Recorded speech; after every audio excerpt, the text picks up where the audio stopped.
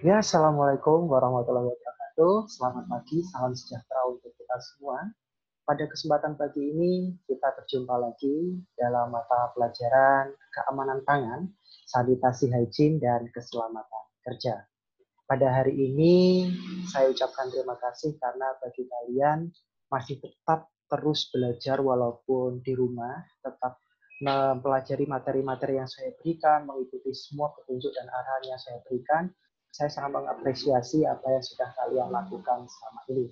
Walaupun ada beberapa anak yang mungkin tidak absen, kemudian jarang mengikuti kelas atau mungkin jarang mengerjakan tugas.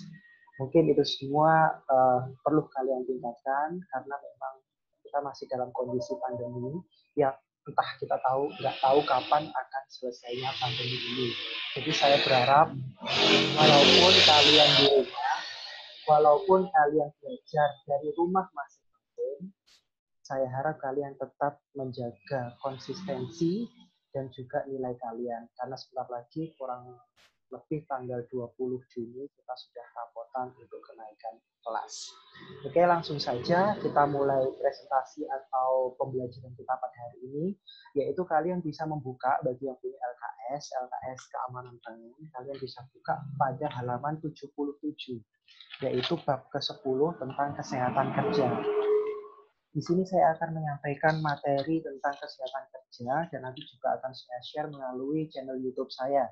Jadi sembari kalian membaca LKS kalian, kalian juga bisa mendengarkan presentasi atau penjelasan saya melalui YouTube.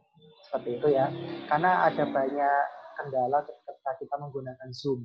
Karena kalau Zoom juga pakaian kalian akan semakin banyak terkurasnya. Karena kalian harus menampilkan wajah kalian dalam satu screen 36 anak ya. Kemudian nanti juga belum lagi terjadi kendala suaranya putus-putus atau ramai atau dan sebagainya.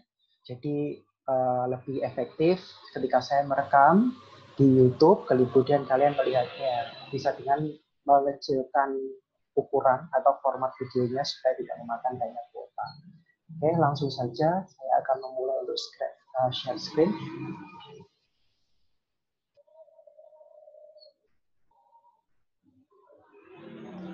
Nah, ini adalah tampilan di layar desktop saya. Saya sudah menyiapkan materi yang berkaitan dengan kesehatan kerja. Materi ini akan saya presentasikan kurang lebih 15-20 menitan ya, kalau mungkin waktunya mencukupi, karena memang materinya juga tidak terlalu banyak. Kalian juga bisa mempelajarinya sendiri di rumah. Yang pertama, tentu judul, yaitu kesehatan kerja. Apa sih kesehatan kerja itu? Nah, nanti kita akan bahas lebih lanjut dalam video ini. Kita masuk ke slide yang kedua.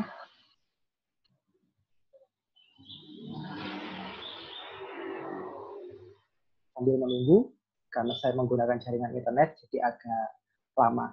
Apa sih pengertian dari kesehatan kerja? Nah, menurut Undang-Undang Nomor 1 Tahun 1970 tentang kesehatan kerja menyatakan bahwa kesehatan kerja adalah cara yang dilakukan dalam pencegahan dan pemberantasan penyakit akibat kerja. Ya, jadi segala sesuatu yang berkaitan dengan atau penyakit akibat kerja itu dicegah dalam pemerintah sudah diatur dalam Undang-Undang Nomor 1 Tahun 1970. Contohnya apa sih Pak itu?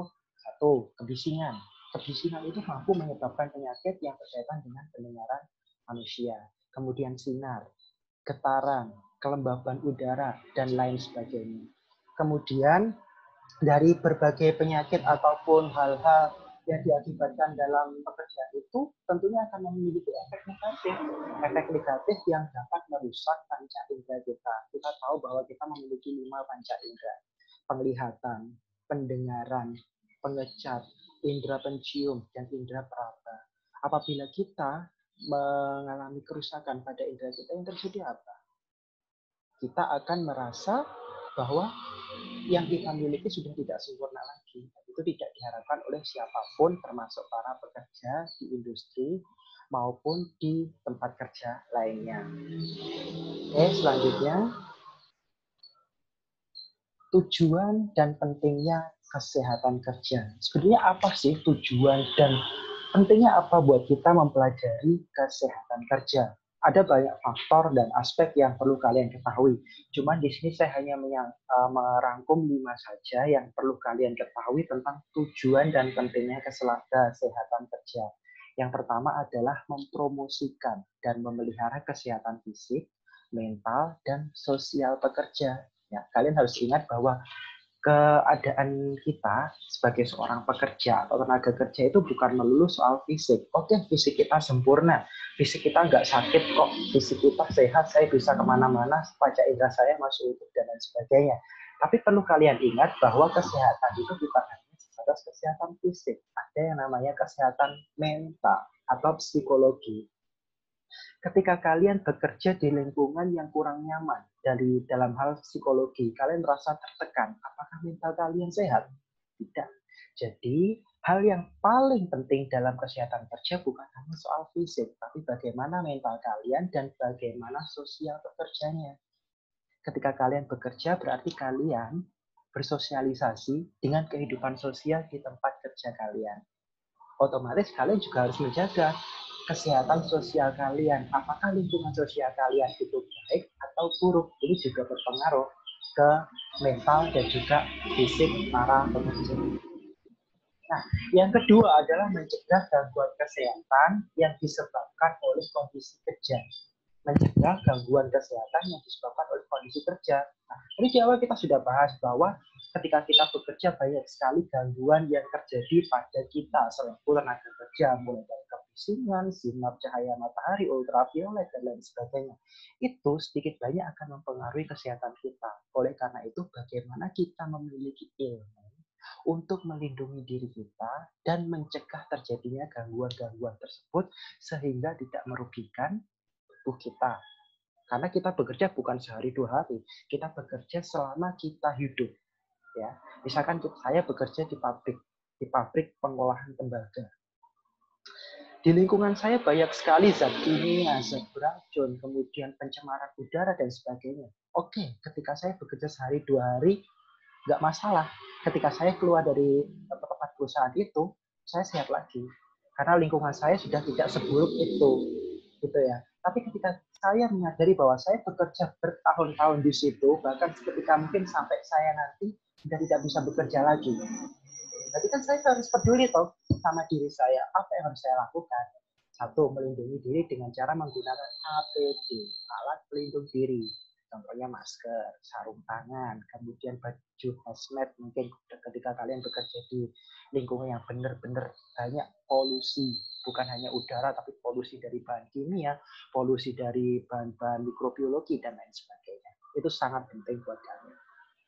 Kemudian yang ketiga adalah melindungi pekerja dari risiko terhadap faktor-faktor yang mengganggu kesehatan. Ingat, pekerjaan apapun pasti memiliki risiko. Tidak ada satu pekerjaan pun yang tidak memiliki risiko. Ya, jadi penting buat kalian buat membentengi diri kalian supaya tidak terjadi masalah atau penyakit yang menimpa kalian, yaitu dengan cara meminimalisasi resiko yang mungkin terjadi dalam kehidupan kerjaan kalian. Gitu ya. Maaf, ini copot untuk di fotonya. Ya, kita lanjut lagi ya.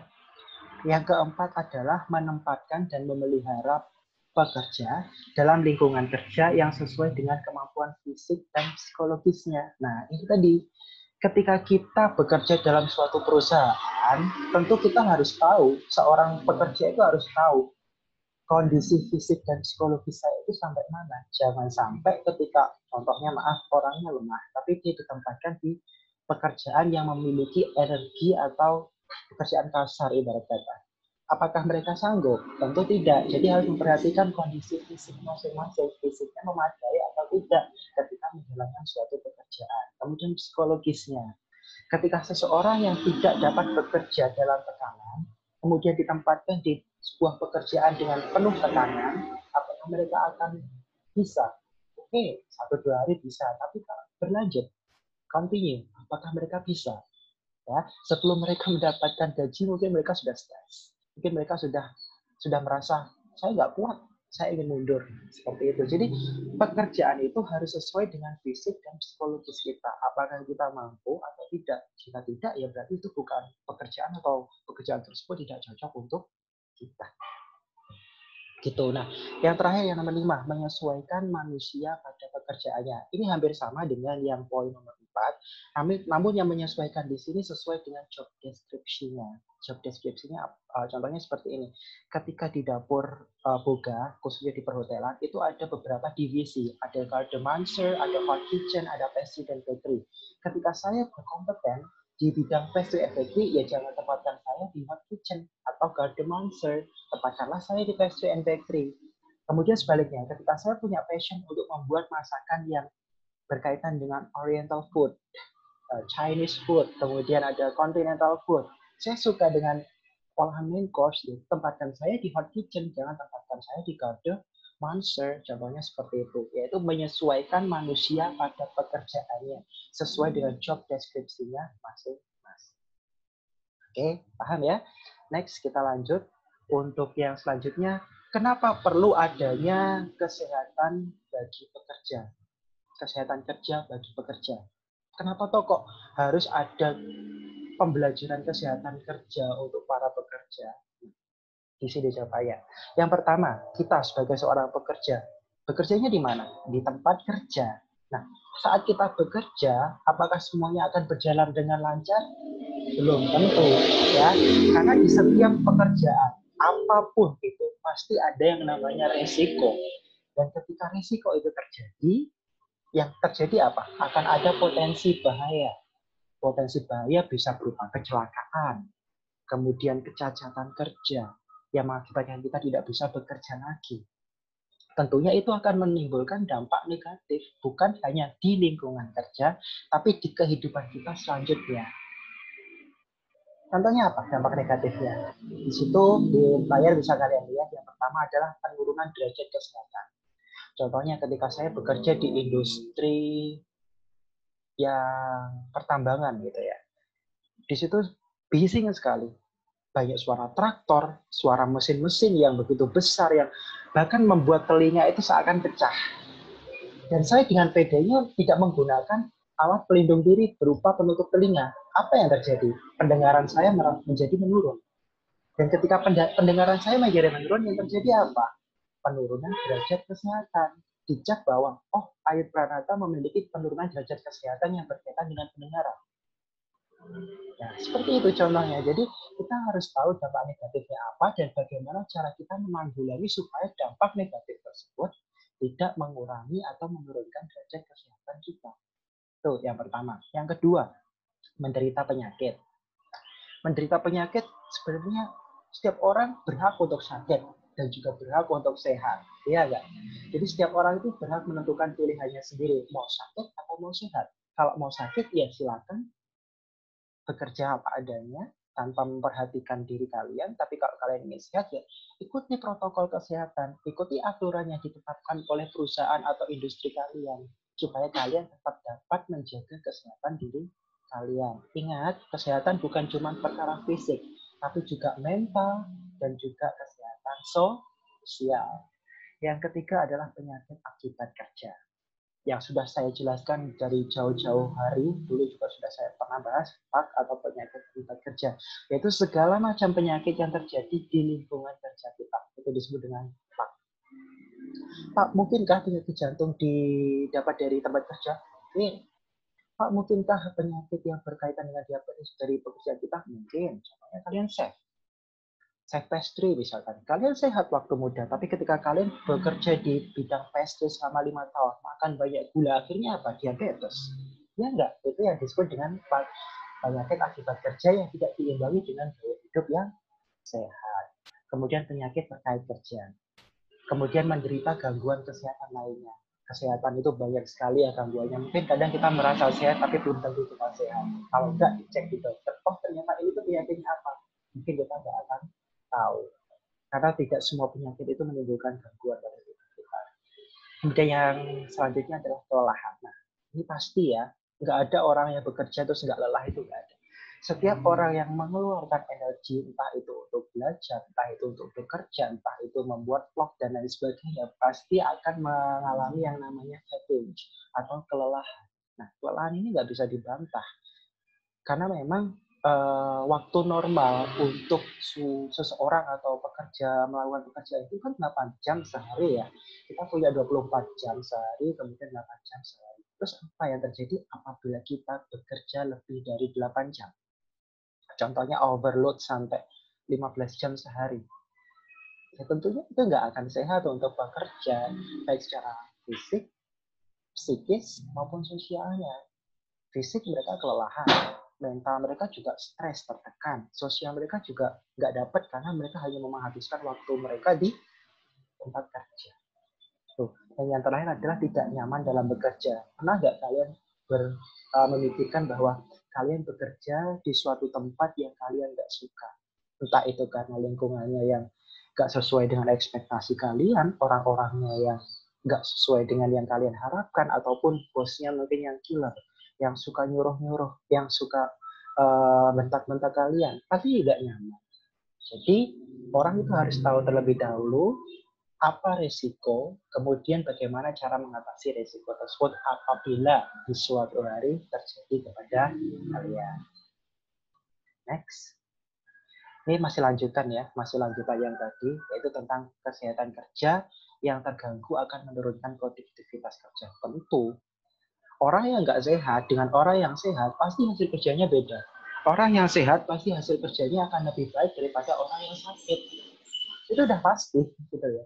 Yang pertama, kenapa? Karena hilangnya konsentrasi. Orang yang sakit pasti konsentrasinya akan menurun.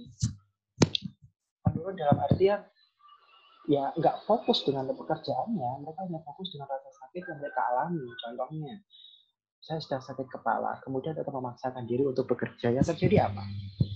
Ya pekerjaannya tak terbengkalai, tidak terlalu fokus. Kemudian motivasi kerja juga menurun. Tubuh ini rasanya lelah, saya ingin istirahat, saya nggak mau kerja. Motivasinya menurun. Kemudian biaya pengobatan dan perawatan meningkat. Nah, ini yang pasti juga terjadi. Ketika kalian sakit, apakah iya membiarkan penyakit kalian berlarut-larut? Pastinya tidak. Ada yang namanya medis, ada yang namanya pengobatan, ada yang namanya terapi. Kalian pasti harus melakukan semua itu supaya kalian kembali kepada kondisi sedia kala sebelum kalian merasa sakit. Artinya apa? Pengeluaran uang yang tidak terduga. Misalkan kalian nggak punya tabungan, tiba-tiba saya sakit. Sakitnya apa? Karena kerja, karena kelelahan, karena kemarin disuruh bos lembur. Yang terjadi apa? Ya rugi siapa? Ya kan? Jadi terkadang kita bekerja juga harus sesuai dengan aturan. Kalau tidak sesuai aturan ya yang terjadi kita sendiri yang rugi gitu ya. Kemudian yang selanjutnya yang nomor 4 adalah kehilangan waktu kerja. Kalau misalkan kita sakit, kemudian dirawat di rumah sakit, yang terjadi apa? Kita nggak kerja. Yang rugi siapa? Kita sendiri. Ya. Mungkin ada suatu pekerjaan yang kalau mereka nggak kerja ya mereka nggak digaji gitu. Yang rugi siapa? Kita. Di perusahaan juga rugi. Perusahaan tidak ada yang kerja, otomatis penghasilan atau produktivitas juga menurun. Yang berakibat pada pendapatan omset juga menurun. Semua yang susah, bukan hanya kalian, tapi semua. Karena saat kita memutuskan untuk bekerja dengan lingkungan kerja, berarti kita tuh sudah membentuk suatu sistem. Apabila satu sistem itu ada yang bermasalah, sistem yang lain juga akan ikut bermasalah. Jadi sangat penting bagi seorang pemilik usaha untuk menerapkan kesehatan kerja bagi seluruh karyawannya. Intinya itu, supaya perusahaan itu sendiri juga tidak rugi, karyawannya juga tidak rugi. Kemudian yang terakhir adalah kualitas dan kuantitas produksi menurun. Ya. Kualitas berkaitan dengan mutu yang dihasilkan. Misalkan produknya menjadi jelek. Kalau kuantitas itu berkaitan dengan jumlahnya semakin sedikit karena pegawainya berkurang misalkan. Nah, jadi kualitas dan kuantitas produksi menurun diakibatkan oleh si karyawannya tidak peduli dengan kesehatan itu tadi karena sakit. Selanjutnya, pencegahan gangguan kesehatan. Oke, ketika kita berbicara pencegahan, itu sebenarnya ada dua hal yang bisa kita adopsi atau kita laksanakan, yaitu poin 1 dan poin 2. Cara preventif dengan cara promotif. Preventif ketika kalian ketikkan di Google, menurut Wikipedia atau menurut Kamus Besar Bahasa Indonesia dan lain sebagainya, merupakan suatu usaha yang bersifat mencegah supaya jangan terjadi apa-apa. Ya, jadi istilahnya pencegahan atau preventif. Ketika kalian bekerja di dapur, resikonya apa yang bisa terjadi pada kalian? Satu, terbakar karena ada apa? Api. Kemudian terpleset karena apa? Lantainya licin. Terus preventifnya gimana? Ya kalau kalian tahu bahwa di dapur itu ada api, ya kalian gunakan apron. Menggunakan baju kerja atau wear pack yang sesuai ketika kalian berada di dapur. Jangan terlalu ketat, jangan terlalu longgar, jangan terlalu panjang. Karena kalau terlalu panjang nanti juga kena api terbakar. Ya, jadi harus sesuai dengan wear pack seorang koki. Kemudian yang kedua tadi apa? Tergelincir, misalkan lantainya licin. Ya memang dapur pasti lantainya licin. Kenapa? Karena di sana ada air, di sini ada minyak.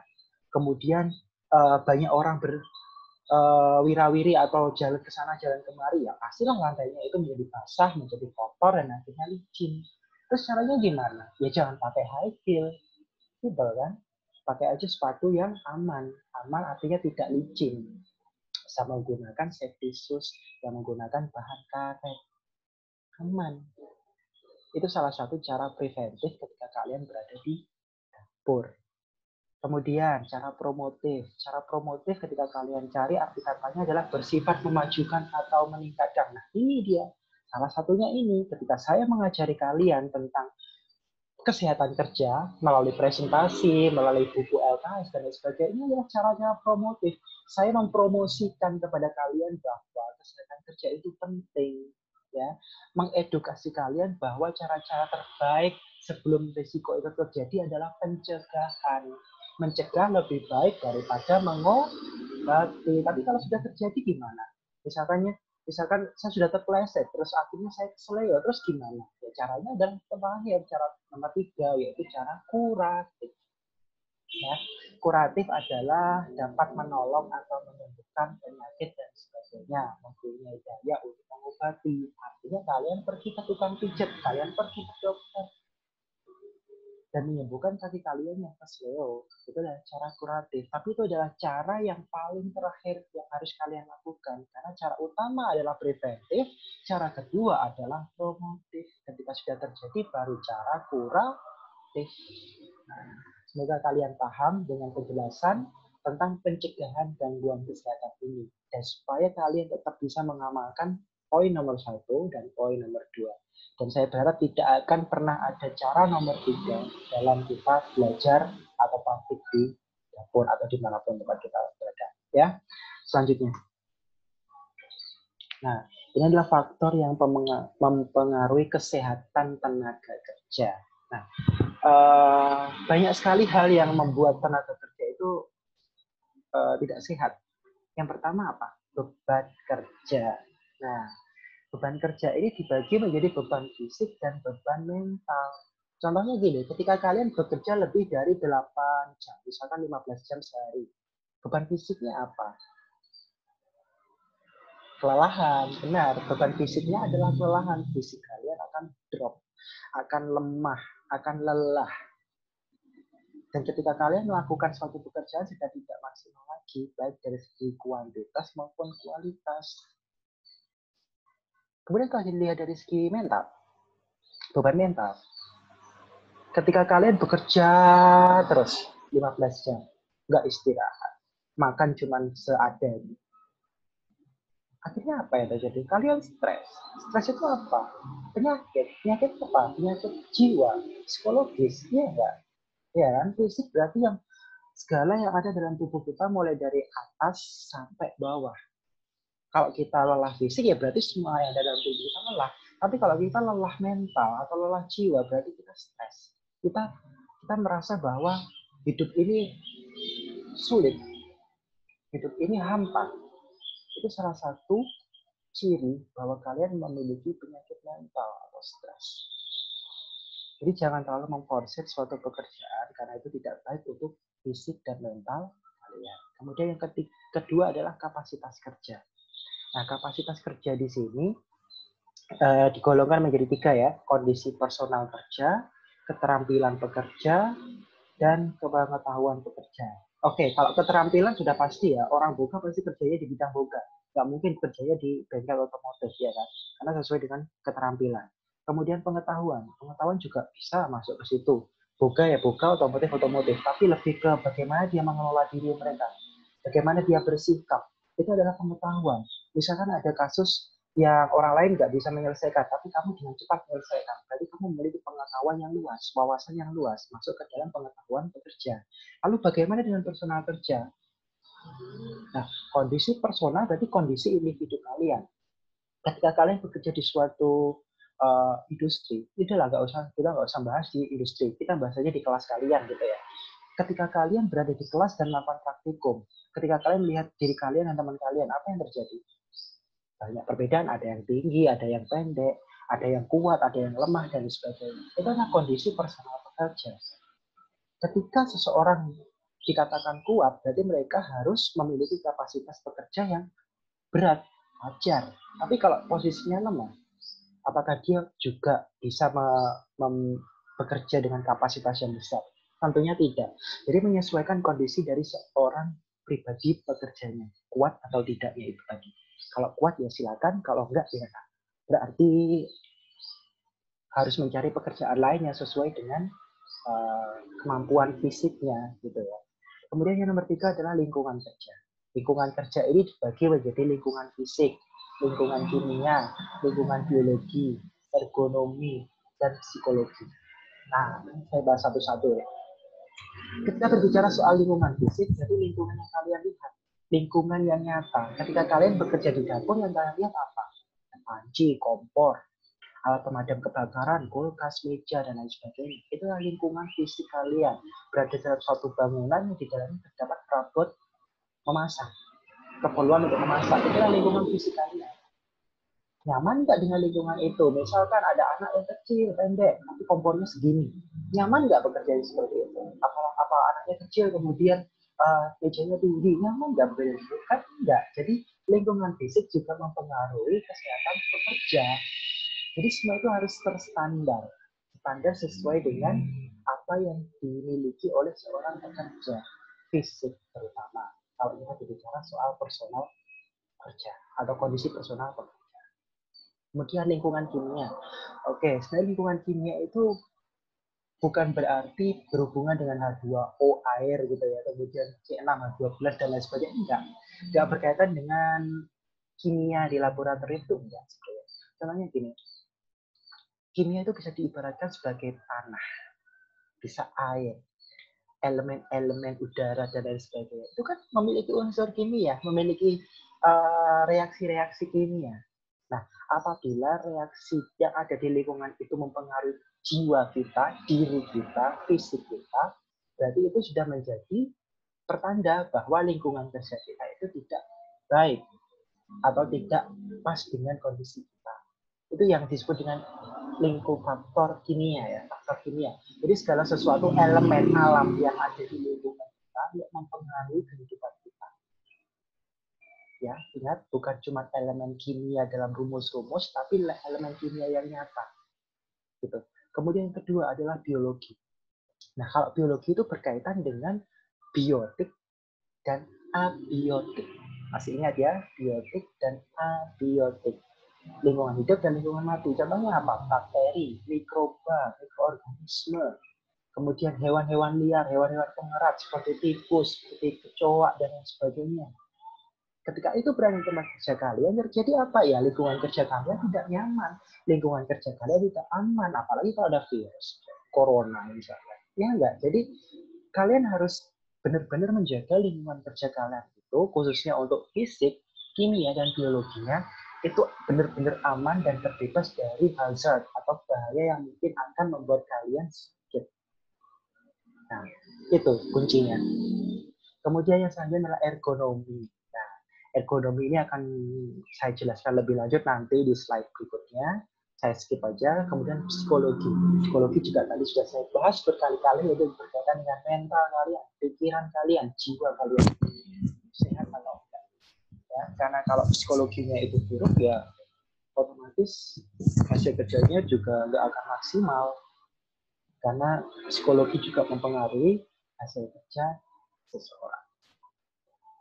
Kemudian yang keempat adalah cara kerja. Nah, cara kerja ini sebenarnya lebih menekankan bagaimana seorang pekerja itu menaati SOP atau tidak. SOP adalah Standard Operational Procedure.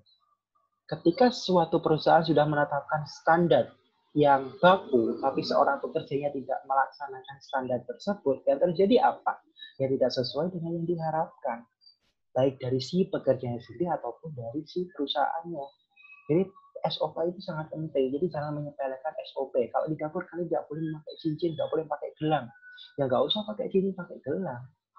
Ingat, itu juga masuk ke faktor kimia loh. Dia bahan-bahan logam ataupun sejenisnya apabila dia bertemu atau istilahnya apa ya? Berinteraksi dengan bahan makanan terus kita makan. Yang terjadi apa?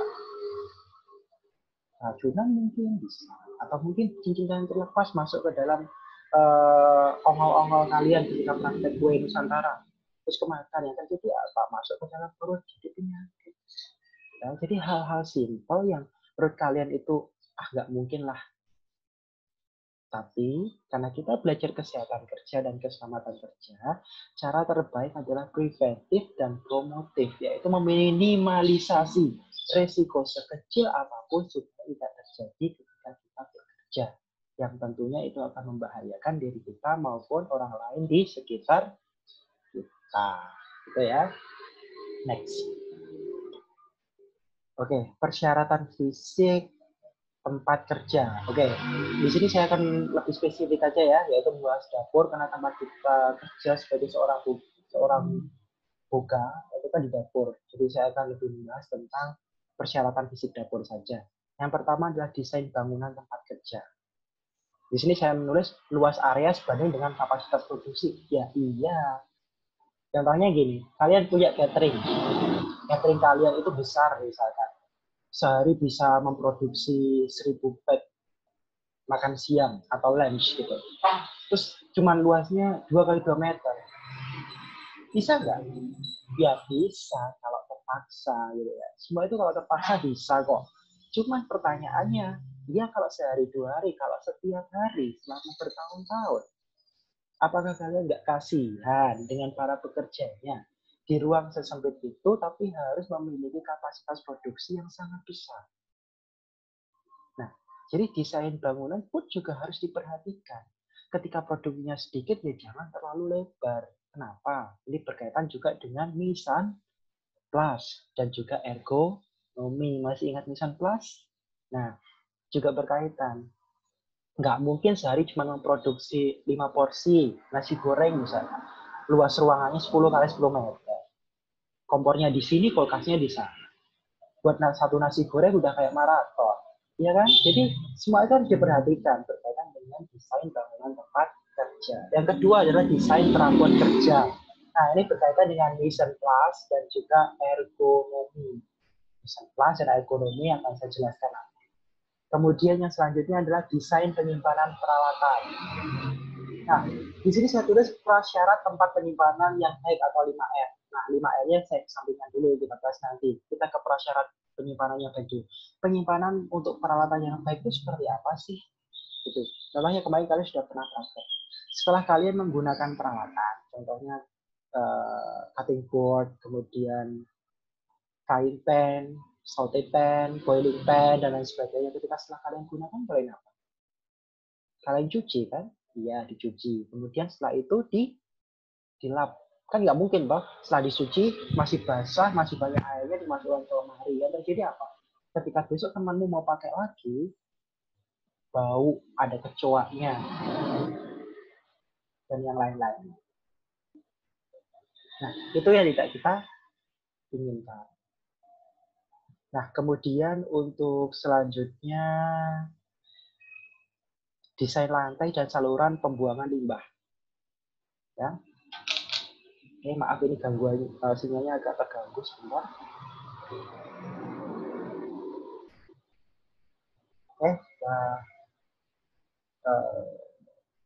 Bisa ya. Oke. Selanjutnya adalah desain lantai dan saluran pembuangan limbah. Oke. Lantai yang baik adalah lantai yang rata. Tentu, kalau kita di dapur lantainya naik turun seperti gunung, apa yang terjadi? Kita akan terpleset, kita akan terjatuh, kita akan tergelincir dan sebagainya. Jadi lantai yang baik atau prasyarat lantai yang baik adalah satu, ketika kita berada di dapur adalah rata. Dua, tidak licin. Tiga, bersih. Dan itu saja yang penting buat prasyarat lantai khususnya di dapur. Nggak perlu muluk-muluk harus dari marmer, harus dari keramik, harus dari nggak perlu. Jadi cukup 3 prasyarat saja untuk lantai yang boleh dapur. Kemudian yang selanjutnya adalah eco-friendly. Nah, eco-friendly ini juga berkaitan dengan saluran pembuangan limbah. Ketika kalian mencari informasi tentang eco-friendly, yaitu adalah segala sesuatu yang ramah terhadap lingkungan. Ya enggak? Ramah terhadap lingkungan. Ketika kita membuang saluran pembuangan limbah secara asal, misalkan kalian punya rumah nih, kemudian di samping rumah kalian itu ada sawahnya tetangga kalian mandi, kalian cuci piring, kalian cuci baju, airnya langsung terbuang di sungai itu. Yang terjadi apa? Eco-friendly nggak? Tentunya enggak. Kenapa? Karena sabun itu juga ada deterjen. Deterjen itu mengandung unsur yang susah untuk diurai oleh tanah. Ketika dia masuk ke dalam tanah, persawahan dari tetangga kalian, yang terjadi apa? Tanahnya menjadi tidak subur, tanahnya menjadi mungkin kalau terus menerus dikasih deterjen itu dia akan beracun. Ketika nanti dia dipakai untuk menanam padi, mungkin padinya juga akan mati dan sebagainya. Itu artinya pembuangan limbah atau saluran pembuangan limbah itu belum eco-friendly. Caranya gimana Pak supaya eco-friendly? Ya kalian harus buat penampungan limbah. Kalian harus mampu membedakan limbah yang perlu dibuang langsung ke lingkungan itu yang seperti apa, yang perlu diolah dulu seperti apa. Sehingga nanti akan membuat lingkungan kita itu tetap terkendali, tetap bersih, tetap rantai biotik di dalam tanah itu tetap ada gitu ya. Contohnya kan banyak sekali hewan-hewan yang ada di tanah, cacing, ada mikroorganisme lainnya. Nah, kalau ada hal-hal yang berkaitan dengan deterjen misalkan terus kemudian masuk ke tanah terus jadi apa? Lingkungan biotik mereka ya akan mati. Kalau tanah nggak ada cacing, ya nggak akan gembur. Kalau nggak akan gembur, ya dia nggak akan subur. Nah, contohnya seperti itu simple. Jadi harus benar-benar memperhatikan tentang eco-friendly. Kemudian penerangan. Nah, penerangan ini adalah prasyarat pencahayaan. Ketika kalian berada di suatu ruangan, tidak boleh cahayanya terlalu terang, karena juga akan mengganggu penglihatan. Tapi juga tidak boleh terlalu redup, karena juga akan mengganggu penglihatan. Intinya semua adalah yang medium-medium saja. Tidak terlalu atau tidak kurang. Kuncinya itu. Pas. Kemudian yang selanjutnya adalah ventilasi. Ventilasi adalah prasyarat ventilasi. Prasyarat ventilasi gimana? Harus ada minimal berapa persen dari luas ruangan, harus ada ruang terbuka tempat bersirkulasinya udara, baik udara masuk maupun udara keluar. Nah, kemudian ini janji saya tadi yaitu menjelaskan tentang 5R. Ya, yang pertama adalah ringkas. R1 adalah ringkas, yaitu hanya untuk menyimpan peralatan yang diperlukan saja. Contohnya, kalau di sini adalah penyimpanan alat, ya jangan simpan beras di situ. Karena alat dan beras itu berbeda. Beras adalah bahan makanan, peralatan bukan berarti bahan makanan. Ya, jadi harus menempatkan segala sesuatunya sesuai dengan tempatnya. Kemudian yang kedua adalah rapi. Menempatkan barang pada tempatnya dan ditata sesuai dengan jenis peralatannya. Misalkan ada peralatan besar yang disebut dengan kukusan atau langsung. Besar sekali. Kemudian dimasukkan ke dalam lemari bareng sama blender, bareng sama mixer. Ayo, salahnya di mana? Dari segi ukuran sudah salah. Besar sama kecil. Dari segi spesifikasi juga sudah salah. Satunya berkaitan dengan peralatan memasak, yang satunya pesawat masak, yang satunya cuma peralatan biasa, yang satunya peralatan elektronik. Sudah salah. Jadi gimana dong yang benar? Ya sesuaikan, ketika ini peralatan semua. Kitchen equipment semua. Tapi kalau equipment nggak mungkin disimpan ya, dipajang. Kompor masa disimpan. Jadi contohnya utensil sendiri, equipment sendiri kalau yang berkaitan dengan elektronik. Gitu. Kemudian resi. Yang ketiga resi. Resi adalah harus dalam keadaan bersih dan kering saat disimpan. Ya. Jadi ketika Bapak Ibu guru di lab banyak ngomong misalkan, ini harus kering, ini harus bersih, itu ada maksudnya. Ya, jadi setelah dicuci ya harus dikeringkan. Kalau langsung disimpan ya nanti justru malah banyak bakteri yang ada di situ. Karena barang yang sudah disimpan itu sudah harus bersih, sudah harus kering. Ketika nanti dipakai lagi ya sudah bisa langsung gitu ya, nggak perlu dibersihkan lagi. Gitu. Kemudian yang keempat adalah rawat. Rawat adalah dirawat dan dibersihkan secara teratur. Nah, ketika setelah selesai praktek kan bukan hanya perawatan itu yang dibersihkan, kompor, meja juga harus tetap dirawat dan tetap dibersihkan supaya tetap awet gitu ya, tetap awet dan tidak mudah rusak. Karena kalau barang tidak kita rawat ya otomatis dia akan cepat rusak, kos lagi, pengeluaran lagi. Gitu. Kemudian yang nomor 5 adalah rajin. Nah, rajin di sini adalah konsisten dan dilakukan secara terus-menerus. Artinya continue. Continue itu sehari dilakukan, ya besok dilakukan lagi. Jangan sehari dilakukan, 1 bulan lagi baru dilakukan. Tidak continue. Ya, apalagi berkaitan dengan bidang boga, itu kebersihan, kemudian keteraturan sangat diutamakan. Oke, selanjutnya, nah kemarin kita juga sudah belajar di boga dasar ya, mise en place dan mise en place saja. Nah, di sini saya akan menjelaskan apa sih perbedaan antara mise en place dengan ergonomi, ya. Tulisannya ergonomi. Nah, yang pertama kita bahas dulu dengan mise en place. Kalian sudah tahu ya, mise en place itu adalah berasal dari bahasa Prancis atau French pronunciation is mise en place. Is a French culinary phrase which means putting in place or everything its place. Artinya, segala sesuatu harus ditempatkan pada tempatnya atau menempatkan segala sesuatu pada tempat yang telah ditentukan. Itu. Jadi ketika kalian memiliki beras stok 5 kilo atau 5 sak gitu lah mudahnya ya. Ya jangan ditempatkan bareng sama alat, tempatnya kira bahan dengan bahan lain misalkan tepung, kemudian misalkan aneka saus, kemudian aneka biji-bijian dan sebagainya. Kemudian yang selanjutnya adalah ergonomi.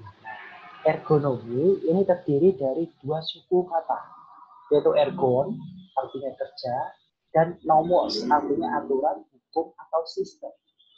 Nah, jadi dari kedua kosakata itu bisa kita tarik kesimpulan atau conclusion-nya, ilmu yang mempelajari tentang hukum atau aturan kerja.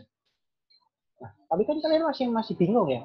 Maksudnya gimana sih kok ilmu yang mempelajari tentang hukum atau aturan kerja? Apakah yang dimaksud adalah hukum pidana? Apakah yang dimaksud adalah hukum lawyer itu? Nah, tapi bingung kan? Nah, kita lebih jelasnya mengacu pada ILO, yaitu International Labour Organization, yaitu organisasi internasional yang berkaitan dengan labor atau tenaga kerja, menjelaskan bahwa ergonomi adalah ilmu fisiologi manusia sejalan dengan ilmu rekayasa untuk mencapai penyesuaian bersama antara pekerjaan dan manusia secara optimal dengan tujuan agar bermanfaat demi efisiensi dan kesejahteraan. Masih bingung? Oke, ilmu fisiologi. Fisiologi. Secara fisik apa? Fisik, ya kan? Berarti ilmu fisiologi manusia, berarti berkaitan dengan fisik manusia, tangan, kaki, ya enggak? Kemudian yang lain sebagainya. Sejalan dengan ilmu rekayasa untuk mencapai penyesuaian. Rekayasa. Berarti ketika kalian misalkan memegang panci, kan ada handle-nya tuh. Handle-nya yang pas di tangan kita bentuknya apa? Bulat kecil gitu ya, segini gitu ya. Pas. Tapi kalau untuk handle yang bentuknya itu kotak gede segini, megangnya susah nggak? Tetap bisa dipegang, tapi kan nggak mudah, susah. Nah itu yang disebut dengan rekayasa. Merekayasa handle pada panci berbentuk bulat kecil supaya mudah dipegang oleh manusia. Supaya apa? Tujuannya efisiensi kerja dan juga kesejahteraan. Intinya, ketika kalian memasak dengan panci bergagang kotak yang besar dengan yang kecil bulat, mudah yang mana? Mudah yang bulat kan? Nah, itu yang disebut dengan rekayasa peralatan atau rekayasa kerja yang dilakukan demi efisiensi dan kesejahteraan antara pekerja dengan apa yang dia kerjakan. Itu yang disebut dengan ergonomi. Jadi agak berbeda ya pengertian mise place dengan ergonomi. Kalau mise place menempatkan sesuatu pada tempatnya, kalau ergonomi merekayasa sesuatu supaya mudah untuk dilakukan demi mencapai efisiensi kerja. Oke, selanjutnya komponen ergonomi. Nah, komponen ergonomi sendiri ada 3. Ya, yang pertama manusia. Manusia ini sebagai pekerjanya. Orang yang bekerja siapa? Manusia. Di dapur yang bekerja siapa? Koki. Koki adalah manusia. Kemudian lingkungan kerja. Lingkungan kerja untuk boga di mana? Di dapur, ya kan? Lingkungan kerja kita yang di dapur. Kemudian alat pada perabot kerja. Perabot kita apa? Kompor, panci, dan sebagainya. Nah, ketiga komponen tersebut harus berkolaborasi dan saling menyesuaikan supaya prinsip ergonomi kerja dapat tercapai. Harapannya akan meningkatkan efisiensi kerja dan kesehatan kerja. Contohnya tadi panci ya, panci pegangannya itu handle-nya kecil supaya mudah dipegang. Kemudian kalau lingkungan kerja apa? Tadi sudah di awal, kalau produksinya besar ya lingkungan kerjanya harus besar. Kalau produksinya kecil ya kecil aja, nggak usah besar-besar. Karena untuk ergonomi kita, supaya ketika melakukan satu hal dengan satu alat ke alat lain, itu tidak perlu memakan energi yang banyak karena perbedaan jarak yang cukup jauh gitu. Kemudian alat atau perabot. Nah, ini masih ingat dulu saya menerangkan tentang bentuk-bentuk penataan meja di dapur, ya. Ada bentuk L, ada bentuk U, ada cuma bentuk L. Ya enggak? Ketika ruangan kalian kecil dan produksi kalian yang tidak terlalu banyak, ya cukup bentuk L lurus. Bentuk I. Ketika kalian agak banyak nih, agak crowded, yang bekerja ada 2 orang atau 3 orang, bentuk L. Dipisahkan antara yang bagian preparation, bagian processing, bagian display atau plating. Ya, jadi memisahkan antara bagian kotor dan bagian bersih dengan adanya letter L tadi. Kemudian yang terakhir, letter U, yaitu letter di mana pekerjanya ini mungkin banyak ya, lebih dari 3. Kemudian area dapurnya luas, banyak memerlukan kompor, banyak memerlukan water sink atau wastafel. Bisa bentuk U, satu fokus di bagian kiri, satu kanan, satu di bagian tengah. Dengan penyesuaian yang tadi, harus membedakan antara preparation, processing, and hasil akhir ya, atau display and plating. Gitu. Selanjutnya, program ergonomi. Oke. Program ergonomi itu sebenarnya gini ya, dapat terlaksana dengan baik apabila kita melaksanakan 4 hal. Hal yang pertama adalah desain pekerjaan atau job design. Itu bagaimana seorang pemimpin, biasanya manajer atau direktur di suatu perusahaan atau suatu tempat kerja itu harus mampu mendesain pekerjaan bagi karyawannya. Contohnya adalah lokasi kerja. Kalau kalian misalkan bekerja di tempat yang buka 24 jam, contohnya hotel, restoran hotel gitu ya, buka 24 jam. Terus gimana dong? Karyawannya harus bekerja 24 jam gitu? Ya tidak. Tetap waktu kerja adalah 8 jam. Cuman dibagi menjadi 3 shift. Shift pagi, shift siang, dan shift malam. Jadi dalam satu waktu itu ada 3 orang yang menghandle. Biasanya kalau contoh seperti itu. Cook aja kita bilang cook. Shift pagi berangkat jam 7 sampai jam 2 siang. Kemudian shift siang jam 2 sampai jam 10 malam. Kemudian shift 3 jam 10 malam sampai jam 7 pagi. Seperti itu. Jadi seorang manajer atau bos dari sebuah perusahaan itu harus mampu menciptakan rotasi kerja yang baik supaya karyawannya pun juga tidak akan kelelahan, dan kalau hari ini masuk shift malam besok bisa shift pagi, atau biasanya kalau di dunia hotel disebut jumping, ya jumping setelah shift malam langsung shift pagi, kemudian atau shift siang langsung shift malam. Jadi jumping itu istilahnya waktu bekerjanya hampir bersamaan, hanya istirahat sebentar gitu. Kemudian perbaikan cara kerja. Nah, perbaikan cara kerja itu biasa dilakukan oleh manajemen juga dengan melakukan training, kemudian melakukan pengenalan informasi-informasi baru berkaitan dengan dunia kerjanya. Contohnya evaluasi hasil kerja, kemudian training atau workshop bagi seorang koki atau chef atau pelayan. Itu juga dilakukan sebagai dasar desain pekerjaan atau job design. Kemudian kerja tim. Nah, kerja tim misalkan di hotel berbintang ya, bintang 5 yang besar, nggak mungkin cuma ada satu cook. Pasti ada banyak cook di situ, walaupun executive chef cuma satu, kemudian nanti sous chef juga ada beberapa, dan divisi juga ada, kemudian chef de party juga gitu. Cuman kalau cook kan nanti banyak. Nah, pasti dalam sebuah departemen itu membutuhkan yang namanya kerja tim. Nanti kamu buat breakfast buat ini ya, roti tawar. Nanti saya buat roti manis. Kemudian besok kamu gantian buat roti manis, saya buat roti tawar. Itu yang disebut dengan pekerjaan tim. Jadi ada komunikasi per departemen supaya tidak terjadi miskomunikasi dalam proses produksi. Itu salah satunya. Kemudian desain tempat kerja atau workplace design. Ya, yang sudah saya sebutkan tadi bahwa anak kecil ya, bukan anak kecil ya, maksudnya orang dengan tubuh kecil dia harus bekerja dengan meja yang pendek juga, nggak boleh dengan meja yang terlalu tinggi. Itu sebagai contoh saja. Artinya tempat kerja itu juga harus fleksibel atau adjustable, dapat diatur penyesuaian terhadap bentuk tubuh atau ukuran dari suatu pekerja. Kalau pendek ya disesuaikan alatnya yang cukup pendek, pas bagi dia, tidak terlalu tinggi atau tidak terlalu rendah. Atau juga bisa nanti orang itu tinggi, dia perlu meja yang lebih tinggi, yang disesuaikan. Jadi benar-benar harus sesuai dengan proporsional tubuh seorang pekerja. Yang ketiga adalah desain perkakas dan peralatan, tool and equipment design. Tool and equipment design. Artinya, sebagai contoh, sebenarnya penyesuaian handle pada peralatan kerja. Yang tadi saya bilang, contohnya panci. Dia harus menyesuaikan perkakas atau peralatan yang dia gunakan itu mudah nggak dipegang, mudah nggak dioperasikan. Itu adalah salah satu tool and equipment design. Kemudian yang nomor 4 adalah prosedur kerja atau SOP, Standard Operating Procedure. Yaitu contohnya adalah menyusun prosedur standar kerja yang harus diikuti oleh pekerja. Kenapa harus ada? Ya, tadi untuk meminimalisasi resiko bahaya atau potensi bahaya di dunia kerja atau tempat kerja, dan juga untuk menstandarkan baik dari segi produk, kualitas produk maupun kualitas produksi dan pelayanan. Kalau kalian service berarti standar service, kalau kalian produk berarti standar production. Kalau standar yang lain ya mungkin menyesuaikan dari di tempat perusahaan tersebut seperti apa.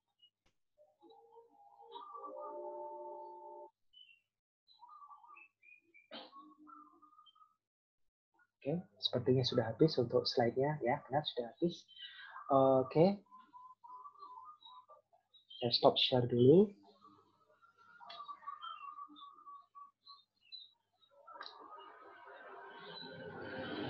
Maaf tidak agak lama ya, jaringannya mungkin agak kurang baik, jadi akan sedikit sulit ketika kita masuk ke menu satu ke menu berikutnya. Ya, sekian mungkin penjelasan dari saya tentang kesehatan kerja, mulai dari apa itu kesehatan kerja dan bagaimana cara menjadi seorang pekerja yang baik di dapur sehingga memperhatikan syarat-syarat kesehatan kerja, semua sudah saya sampaikan tadi.